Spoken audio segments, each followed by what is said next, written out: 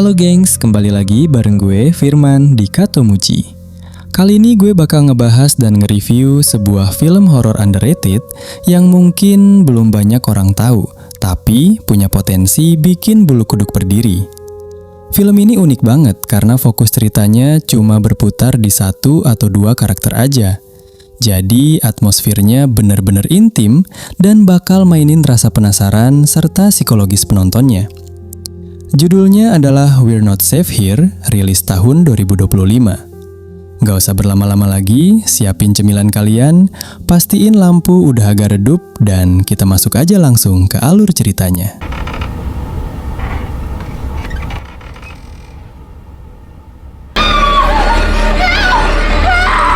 Di pembukaan film, kita langsung disuguhi visual yang lumayan creepy dan sukses memancing rasa penasaran. Kita diperlihatkan sesosok wanita yang kepalanya dibungkus menggunakan sarung bantal. Tapi bukan sarung bantal biasa, ada noda merah yang merembes di kainnya. Lalu tiba-tiba terdengar bisikan suara yang bikin merinding. It's okay. Cerita berpindah ke sebuah tempat parkir yang sepi. Ada dua orang wanita yang sedang ngobrol serius, namanya Nita dan Sarah. Diketahui mereka berdua ini berprofesi sebagai guru. Topik pembicaraan mereka hari itu cukup berat. Sarah mengajak Nita membahas salah satu rekan guru mereka yang menghilang secara misterius. Teman mereka ini bernama Rachel.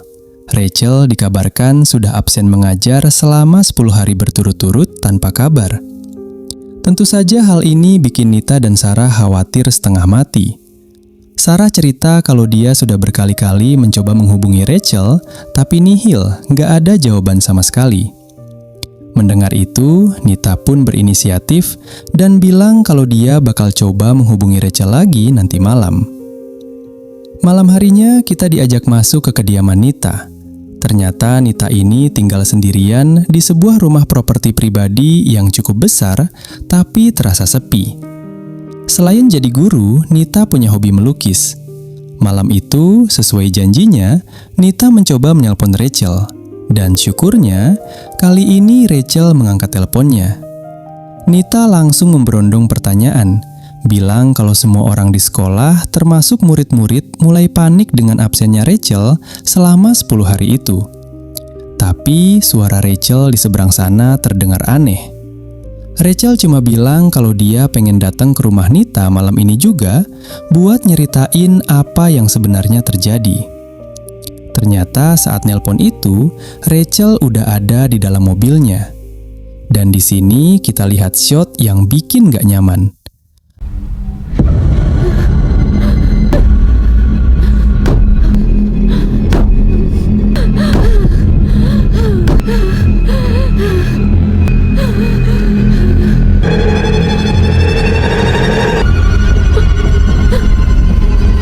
Entah apa yang terjadi sebelumnya, tapi teror orang dengan sarung bantal di kepala yang kita lihat di awal film sepertinya sedang mengintai Rachel. Namun, Rachel tetap nekat menyetir mobilnya menembus malam buat menuju ke rumah Nita. Gak lama kemudian, Rachel sampai di kediaman Nita. Nita menyambutnya masuk. Hal pertama yang menarik perhatian Rachel adalah lukisan-lukisan karya Nita. Rachel bertanya, "Apakah ini karya seni lo?" Nita mengiyakan. Mata Rachel terpaku pada satu lukisan yang sudah dibingkai. Lukisan itu abstrak, tapi menurut Rachel bentuknya mirip banget sama sebuah tangan. Nita cuma bilang kalau lukisan itu sebenarnya belum selesai dan dia sendiri bingung mau gambar apa saat itu. Kondisi Rachel malam itu benar-benar kacau. Wajahnya kusut, matanya liar seperti orang yang tertekan beban berat. Nita yang peka bilang kalau Rachel belum siap cerita, gak apa-apa, jangan dipaksa. Tapi Rachel langsung memotong. Dia bilang dia harus cerita sekarang juga. Dia butuh melepaskan beban ini karena dia takut gak punya teman lagi buat berbagi. Nita pun mencoba menghargai kondisi sahabatnya itu dan bersedia mendengarkan semua keluh kesah Rachel. Rachel mulai bercerita. Akhir-akhir ini dia mengalami insomnia parah alias kurang tidur. alasannya ngeri banget, gengs. Setiap kali dia mencoba tidur, dia selalu mimpi buruk. Di mimpinya, ada tangan-tangan asing yang selalu berusaha menggapai dan menyentuhnya. Walaupun cuma mimpi, Rachel bersumpah kalau sensasinya terasa sangat nyata. Parahnya lagi, efek ini kebawa sampai ke dunia nyata. Di siang hari, Rachel sering mengalami blackout atau hilang kesadaran tiba-tiba. Entah itu pas lagi di kamar atau lagi duduk di sofa. Dan setiap kali dia sadar dari pingsannya itu, Rachel merasa ada firasat buruk, seakan-akan sesuatu yang mengerikan bakal menimpa dirinya. Batas antara mimpi dan kenyataan mulai kabur buat Rachel. Dia bahkan gak tahu apakah dia masih bermimpi atau sudah bangun. Secara tidak langsung, Rachel mendiagnosa dirinya sendiri mungkin kena delusi atau skizofrenia. Nita masih menyimak dengan sabar, lalu bertanya, "Sejak kapan lo ngalamin hal gila kayak gini?" Rachel menjawab dengan tatapan kosong, "Sudah lama, bahkan sejak gue masih kecil." Rachel pun mulai membuka memori masa lalunya. Dulu, dia punya sahabat bernama Lily yang tinggal tepat di sebelah rumahnya. Setiap hari selama liburan musim panas, Lily punya kebiasaan unik. Dia bakal melempar kerikil ke arah jendela kamar Rachel buat ngebangunin dia. Kalau udah dengar suara kerikil itu, Rachel bakal langsung ambil sepedanya dan mereka berdua bakal keliling taman seharian. Tapi suatu hari, Rachel melihat Lily tampak gelisah dan ketakutan. Saat ditanya, Lily menceritakan sebuah kisah urban legend yang konon terjadi 50-60 tahun yang lalu di lingkungan tempat tinggal mereka. Ceritanya begini. Dulu ada seorang gadis manis yang tinggal berdua cuma sama ibunya. Entah kerasukan apa, suatu malam tiba-tiba si gadis itu menusuk ibunya yang lagi tidur lelap. Gak berhenti di situ, si gadis menanggalkan pakaian ibunya, lalu membungkus tubuh ibunya dan mengikat bagian kepalanya pakai sarung bantal, persis kayak karung. Yang bikin mual, si gadis menyeret tubuh ibunya itu dan memasukkannya ke dalam lemari baju. Dan katanya, si ibu saat itu masih hidup. Nita yang mendengar cerita itu kaget dan mencoba mencerna. Tunggu, gadis itu nyerang ibunya dan masukin ke lemari. Kenapa dia lakuin itu? Tanya Nita. Rachel menjawab dengan nada dingin. Itu suruhan dari teman hayalan si gadis yang tinggal di dalam lemari. Katanya teman hayalannya itu kesepian dan butuh teman bermain. Jadi dia minta ibunya. Keesokan paginya, polisi menemukan si gadis itu lagi duduk di dalam lemari sempit itu sedang menyisir rambut ibunya yang sudah tak bernyawa karena kehabisan darah. Rachel kecil waktu itu bertanya ke Lily, "Lo dapet cerita serem gitu dari mana?" Lily jawab kalau dia dengar dari neneknya. Padahal nenek Lily sebenarnya udah lama meninggal dunia. Nita yang rasional mencoba menenangkan suasana. Mungkin saat itu Lily cuma iseng kali mau nakut-nakutin lo doang. Tapi Rachel menggeleng keras. Gak mungkin, buat apa Lily ngelakuin itu? Sejak mendengar cerita itu dari Lily, Rachel mulai merasakan ketakutan yang luar biasa. Dia memutuskan untuk pamit pulang. Tapi keanehan terjadi saat perjalanan pulang itu. Tiba-tiba, Lily berhenti di depan sebuah rumah kosong yang nampak angker. Belum sempat Rachel menyelesaikan kalimatnya, tiba-tiba dia berhenti bicara. Right in front of a house. Matanya melirik tajam ke arah sudut ruangan rumah Nita. Seolah-olah dia mendengar sesuatu. Nita ikut melihat ke arah pandangan Rachel, tapi dia nggak melihat apa-apa. Hening. Setelah beberapa detik yang menegangkan, Rachel kembali melanjutkan ceritanya. Waktu itu, Rachel meminta Lily untuk segera pulang karena perasaannya udah nggak enak. Tapi Lily malah bilang dengan nada datar sambil menunjuk rumah kosong itu. Kita sudah sampai di rumah. Dan di sini plot twist kecil mulai terungkap. Rachel bilang ke Nita, Rumah kosong yang ditunjuk Lily waktu itu adalah rumah yang lo tempatin sekarang ini, Nita. Nita langsung merinding, tapi dia menyangkal.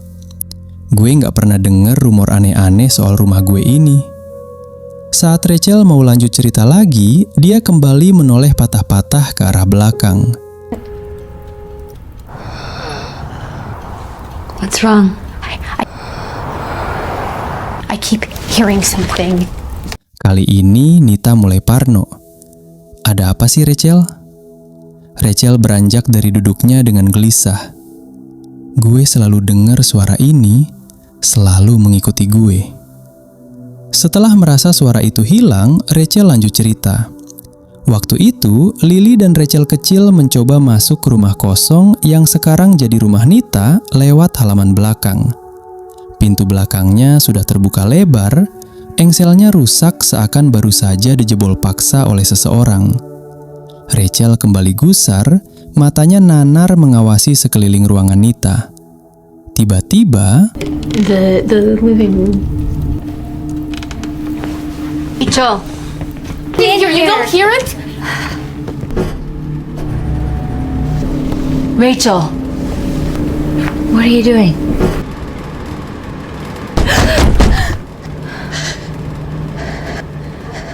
Nita memberanikan diri untuk memeriksa.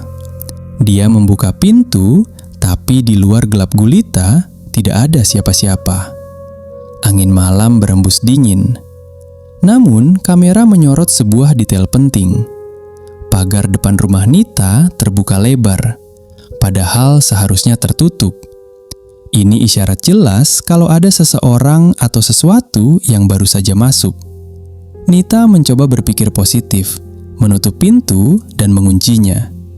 Tapi saat dia berbalik badan, Rachel sudah hilang dari ruang tamu. Nita mencari-cari dan menemukan Rachel sedang berdiri mematung di ruang tengah. Rachel sedang menatap intens sebuah lukisan aneh milik Nita. Nita menghampiri dan Rachel seolah nggak sadar kalau dia tadi menghilang, langsung menyambung ceritanya lagi. Di dalam rumah kosong itu, gue nemu sebuah foto tua yang retak dan berdebu, kata Rachel. Dia membersihkan debu di foto itu. Anehnya, foto itu memperlihatkan gambar Lily dan Rachel yang sedang bersepeda. Posenya, bajunya, semuanya sama persis, seakan-akan foto itu baru saja diambil beberapa menit yang lalu. Tapi ada satu hal yang bikin jantung Rachel mau copot. Di foto itu, wajah Lily tertutup sebuah sarung bantal. Nita mulai merasa sangat tidak nyaman. Rachel, udah, stop. Gue gak mau denger lagi. Tapi Rachel bersikeras. Dia seperti trans, harus menyelesaikan ceritanya. Waktu itu, Lily nyuruh gue diam. Dia bilang, coba dengerin suara itu. Rachel kecil tidak mendengar apa-apa. Lalu, Lily menunjuk ke arah sebuah lemari tua di sudut ruangan. Seakan-akan ada sesuatu yang hidup di dalamnya. Dan saat itu juga, Rachel mendengar suara. Srek, srek. Suara kuku yang mencakar-cakar pintu lemari dari bagian dalam. Gue coba deketin lemari itu, kata Rachel dengan suara bergetar.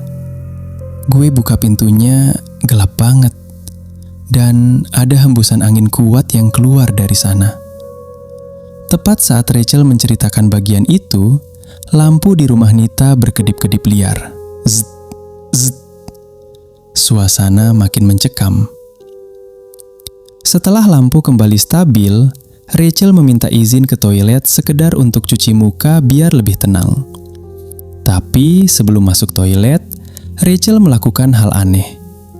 Dia memutar musik yang ada di samping pintu toilet, seolah dia nggak mau mendengar suara lain saat dia di dalam sana. Saat Rachel di dalam toilet, Nita di luar mengganti sandalnya dengan sepatu firasatnya mulai tajam, siap-siap lari mungkin, nggak ada yang tahu. Nita lalu melihat lukisan yang tadi dipandangi Rachel. Sementara itu, adegan film memperlihatkan Rachel di toilet. Tiba-tiba, muncul sosok tubuh dengan kepala dibungkus sarung bantal berdiri tepat di depan Rachel. I don't want this. Please leave me alone. Di luar, Nita mendengar suara wanita bersenandung dari balik ruangan lain. Suaranya halus, tapi lama-kelamaan berubah. Dari suara satu orang menjadi suara banyak orang yang bersenandung bersamaan, alias paduan suara gaib. Nita yang penasaran dan nekat mencoba menghampiri sumber suara itu. Di balik ruangan, Nita menemukan Rachel sedang duduk meringkuk di tangga, menutupi wajahnya. Nita mencoba menyadarkan Rachel. Rachel kaget setengah mati. "Gue cuma lagi dengerin lagu," katanya defensif. Di sini ada keanehan visual yang cerdas dari sutradaranya. Posisi duduk Rachel di tangga itu sama persis dengan salah satu lukisan yang pernah dibuat Nita di masa lalu. Seolah Nita sudah memprediksi momen ini lewat seninya tanpa sadar. Adegan berlanjut. Rachel menatap sebuah jam antik besar di ruangan itu. Nita bilang, "Jam itu udah rusak dari lama. Itu peninggalan penghuni sebelumnya." Dan tebak apa? Rachel kembali melanjutkan cerita horornya. "Gue sampai mikir, ini orang gak ada capeknya ya bikin temennya takut." Rachel bilang, "Di dalam lemari itu gelap banget. Gue coba meraba-raba ke dalam, tapi kosong. Tapi pas gue balik badan..." Rachel melihat Lily berdiri dengan mulut menganga lebar.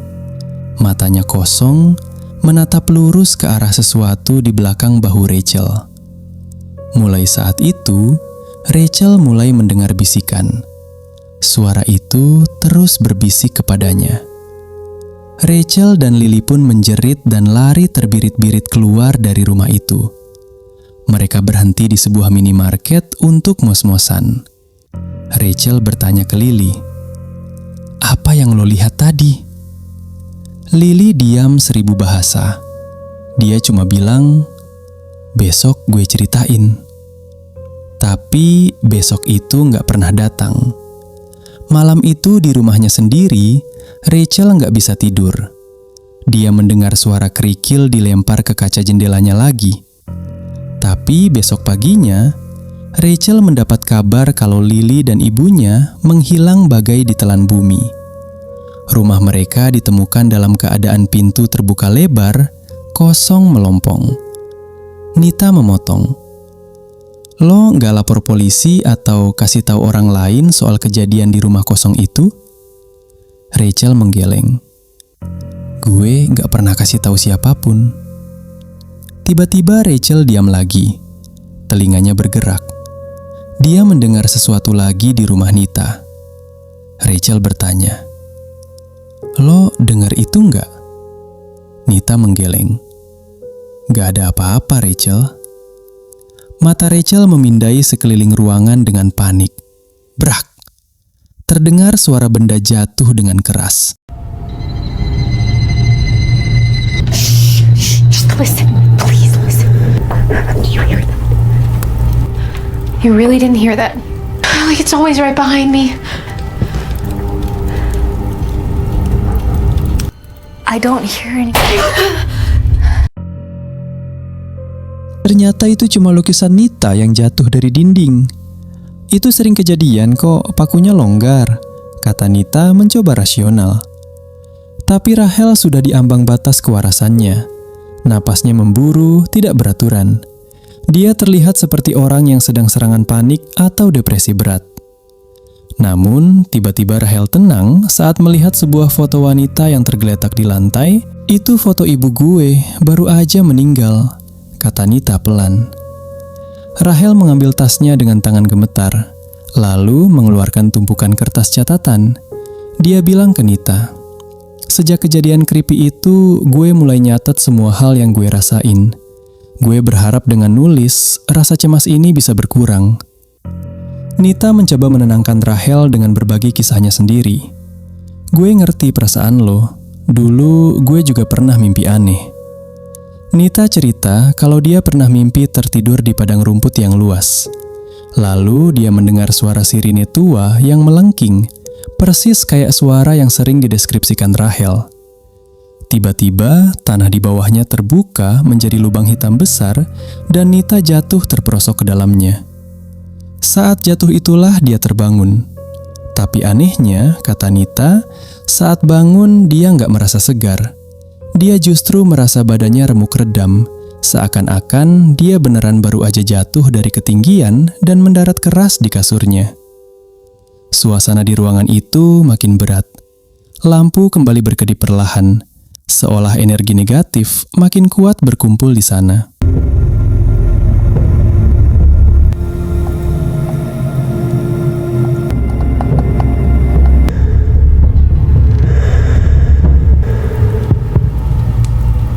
Rachel kembali bercerita. Setelah lulus, dia kabur dari kota masa kecilnya itu buat kuliah dan kerja. Awalnya berhasil, teror itu berhenti. Dia bisa tidur normal, tapi teror itu kembali saat dia pergi ke sebuah bar bareng teman-temannya. Rachel merasa ada yang mengawasi. Di pojok bar yang gelap, berdiri seorang wanita misterius yang menatap tajam ke arahnya. Rachel yang penasaran menghampiri wanita itu. Si wanita berbisik pelan, "Dia menyukaimu." Si wanita itu lalu pergi meninggalkan secari kertas bertuliskan sebuah alamat, Essex Road. Rachel mencoba mengejar wanita itu keluar bar, tapi dia malah berpapasan dengan seorang wanita tua yang wajahnya familiar. Wanita tua itu cuma bilang satu kalimat ke Rachel, "Teruslah berdoa." Nah, saat Rachel menceritakan bagian ini ke Nita, kamera memperlihatkan background di rumah Nita. Ada bayangan hitam lewat di balik pintu dan ada bayangan lain di balik jendela. Mereka sudah dikepung. Rachel tiba-tiba melamun, tatapannya kosong. Nita sadar situasi makin gak kondusif. Dia mengguncang Rachel. "Udah, ceritanya stop dulu. Malam ini lo nginep sini aja." Nita lalu diam-diam mengambil sebuah obeng. Entah buat jaga-jaga atau apa, dia masuk ke kamar tamu tempat Rachel tidur. Rachel terlihat sudah terlelap. Nita pun masuk ke kamarnya sendiri, mengunci pintu, dan terlihat sangat ketakutan. Cerita Rachel sukses merasuk ke kepalanya. Rachel masuk dan duduk di pinggir kasur Nita. Tapi ada yang aneh. Gestur tubuh Rachel, gerakan tangannya, cara duduknya, itu meniru gerakan Nita secara spontan. Mirroring yang creepy banget. Mereka berbincang sebentar, tapi perlahan wajah Rachel berubah. Sebuah bayangan muncul di belakang Rachel, dan secara visual, wajah Rachel mulai berubah menjadi sosok lain yang mengerikan. Nita menjerit dan lari keluar kamarnya menuju kamar tamu. Dan plot twist, di kamar tamu, Rachel yang asli masih tertidur lelap. Jadi, siapa yang tadi ngobrol sama Nita di kamar? Nita yang udah kalut langsung menyambar catatan alamat yang tadi diceritain Rachel. Dia mencari alamat Essex Road. Tanpa pikir panjang, Nita menyalakan mobilnya dan pergi ke alamat itu malam itu juga, meninggalkan Rachel sendirian di rumahnya. Sementara itu, Rachel terbangun. Dia sadar rumah sepi. Tiba-tiba ada suara mengerikan berbisik tepat di telinganya. "Aku tepat di belakangmu." Rachel tersentak bangun. Ternyata itu cuma mimpi dalam mimpi atau false awakening. Rachel masih di kasur. Tapi di bawah tempat tidurnya, dia mendengar suara geraman. Rachel memberanikan diri menengok ke kolong kasur. Tiba-tiba, tangan Rachel ditarik dengan kuat. Rachel ditarik masuk ke kolong tempat tidur.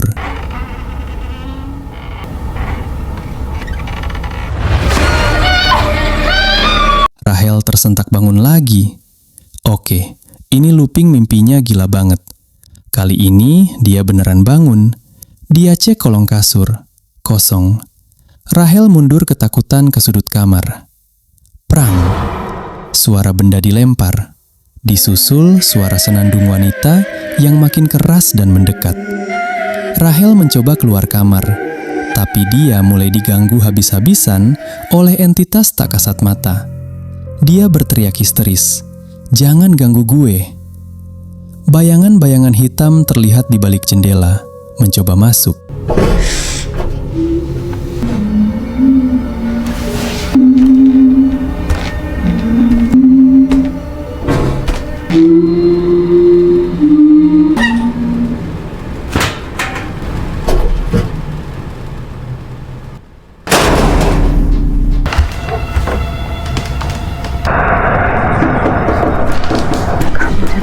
No, please. Stop it! Please stop it! Rachel lari ke halaman belakang rumah Nita. Dia melihat ada gudang tua. Dia masuk ke sana untuk sembunyi. Blam! Pintu gudang tertutup sendiri. Rachel terkunci di dalam gelap gulita. Beberapa saat kemudian, pintu terbuka sendiri. Rachel langsung lari kencang balik ke dalam rumah Nita.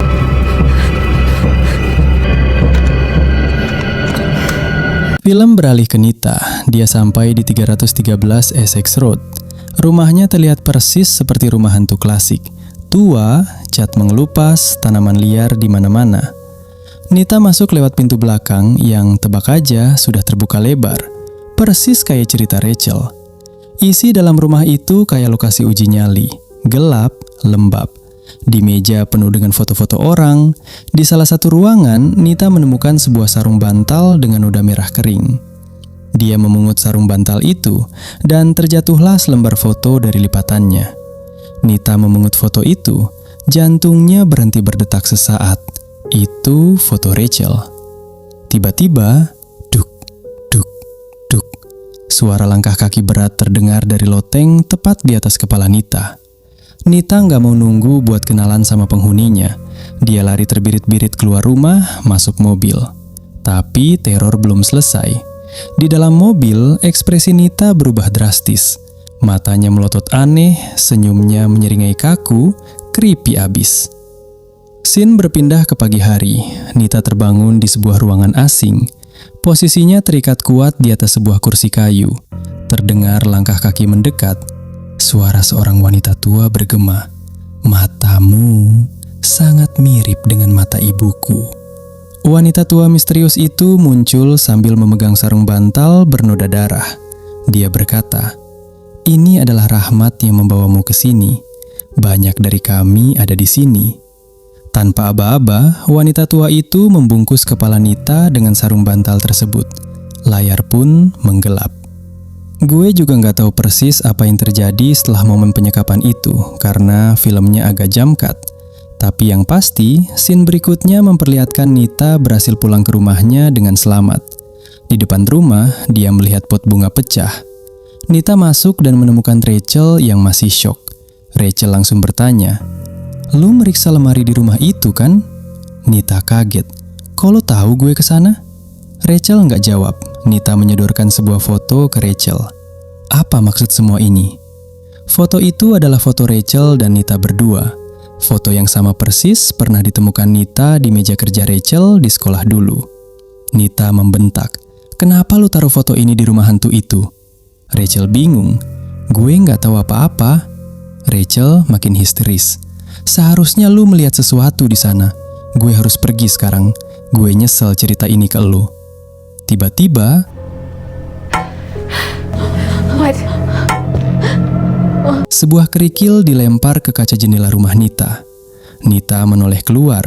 Di halaman, berdiri seorang wanita dengan kepala tertutup sarung bantal menunjuk lurus ke arah Nita. Tapi anehnya, Rachel tidak melihat apa-apa. Rachel tidak mendengar apa-apa.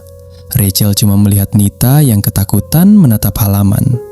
Suara jam antik yang katanya rusak tadi tiba-tiba berbunyi keras, mengagetkan mereka berdua. Rachel melihat kembali foto yang tadi. Foto itu berubah. Kini gambar di foto itu adalah Nita dengan kepala terbungkus sarung bantal berdarah. Rachel menjatuhkan foto itu dan lari keluar rumah Nita secepat kilat. Rachel kembali di depan pintu rumah Nita, dan Nita bertanya, "Kenapa Rachel? Kenapa Rachel tega melakukan hal ini kepada dirinya?"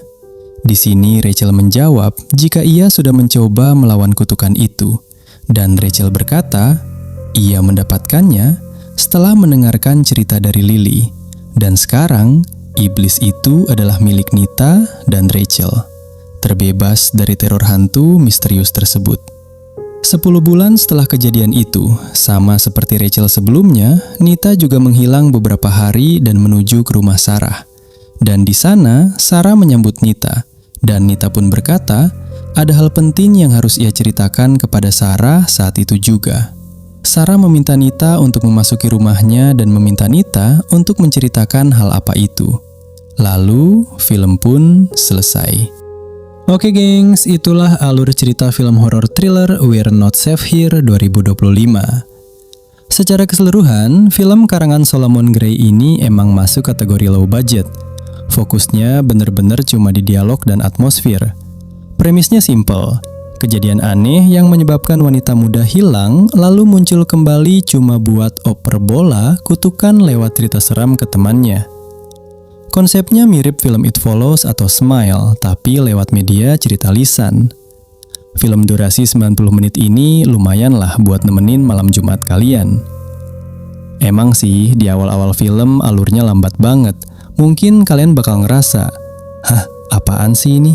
Kok cuma ngobrol doang? Gue juga awalnya celingak-celinguk bingung. Tapi masuk pertengahan sampai akhir tensinya dapet banget. Apalagi kalau nonton sendirian tengah malam pakai headset. Satu hal yang patut gue kasih applause adalah sound design-nya. Suara deritan lantai kayu, suara angin, bisikan-bisikan. Itu nambah sensasi horornya berkali-kali lipat.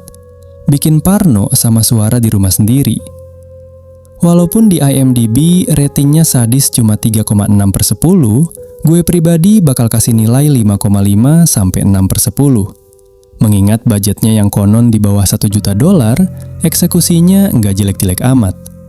Atmosfer saat Rachel cerita ke Nita itu dapat banget creepy-nya. Intinya, film ini mengajarkan kita, kalau ada teman lama yang tiba-tiba datang malam-malam terus maksa mau cerita horor, mending usir aja deh, jangan didengerin. Oke, like video ini kalau kalian suka sama gaya pembawaan alur cerita gue. Komen di bawah kalau ada detail yang gue lewatkan atau kalau kalian punya teori lain soal endingnya. Jangan lupa subscribe channel Katomuji biar kalian gak ketinggalan rekomendasi dan alur cerita film menarik lainnya. Rencananya gue bakal upload 3 video seminggu, tiap Kamis atau Jumat khusus horor gar thriller. Doain aja konsisten ya gengs. Gue Firman, pamit undur diri. Adios, bye-bye.